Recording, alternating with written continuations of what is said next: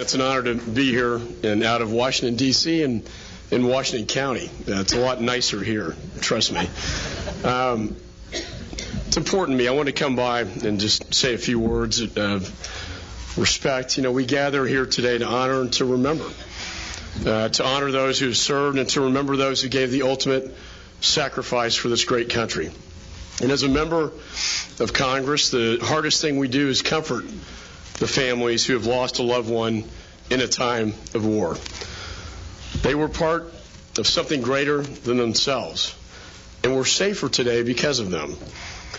And every day that goes by quietly on American soil, it's yet another silent reminder of the courageous acts of valor our men and women in uniform have performed to protect our freedoms. And we are fortunate, particularly from this state, that we have no shortage of brave men and women who are willing to serve. In fact, there are more men and women serving in uniform from the state of Texas than from any other state in the Union. And I'm personally very proud of that. I pray that God's hand will protect them and bring them safely home. This month I visited our embassy in Baghdad in Iraq. Not a pretty sight. The current situation in Iraq and Syria is concerning. The lack of a status of forces agreement and the political neglect of that part of the world created a force of evil to mankind, the likes of which we haven't seen since the Nazi Third Reich came to power. The rise of ISIS is a dark threat to America and to everything that we hold dear. They have turned our gains into losses, our victories into defeat. Their brutal beheadings and crucifixions scourge the human experience. Let me be clear. The strategy and policy of our nation, of this nation, should be clear, that we will defeat and destroy ISIS wherever it exists.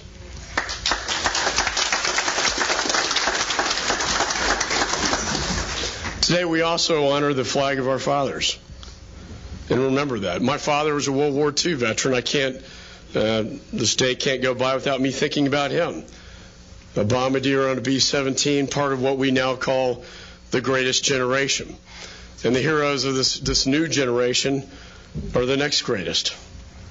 And to those who made the ultimate sacrifice, those lives embody what we see in the Gospel of John chapter 15, verse 13, when he said, "Greater love hath no man than this, that a man lay down his life for his friends." I recently commemorated Victory Over Europe Day in Normandy, sort of on my bucket list I was telling John about. As I mentioned, my father was part of the air campaign in advance of the D-Day invasion. And we laid a wreath at the memorial in the cemetery of white crosses in honor of the American men and women who lost their lives that day. And they played taps as Old Glory waved. And let me tell you something, there wasn't a dry eye in that most sacred shrine of America's most revered fallen heroes.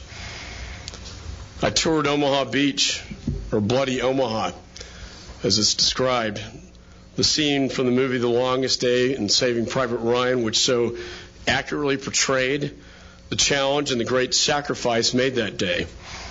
The cliffs where the Army Rangers climbed into the Nazi bunkers, pointing and raining bullets down upon them. It is really quite a sight to see. I don't know how they did it. The courage that they demonstrated that day is beyond measure. And yet they persevered. And they won that great victory, liberating Europe for freedom, crushing evil, and advancing the great cause of freedom. And all this under the great leadership of Colonel Earl Rudder, a fighting Texas Aggie. There are a few Aggies, I'm sure, in this audience. My wife is one, too. But Memorial Day began as a decoration day many, many years ago after the Civil War to give tribute to the bloodiest of wars to ever take place on American soil. So I'd like to close, I think it's appropriate, with a quote from Abraham Lincoln's Gettysburg Address as he consecrated the dead on that bloody battlefield. His words are timeless and as relevant today as they were so long ago. And Lincoln wrote and said that the world will little note nor long remember what we say here, but it can never forget what they did here. It is for us the living to be dedicated here to the unfinished work for which they who fought here have thus far so nobly advanced. It is fitting for us to be here dedicated to the great task remaining before us, that from these honored dead we take increased devotion to that cause for which they gave the last full measure of devotion, that we here shall highly resolve that these dead shall not have died in vain, that this nation under God shall have a new birth of freedom, and that government of the people, by the people, for the people, shall not perish from the earth. Men don't talk like that, like what he said. And we'll remember his words for a very, very long time. So let me just end with this. May God bless Texas. May God bless Washington County. May God bless the United States of America. Thank you.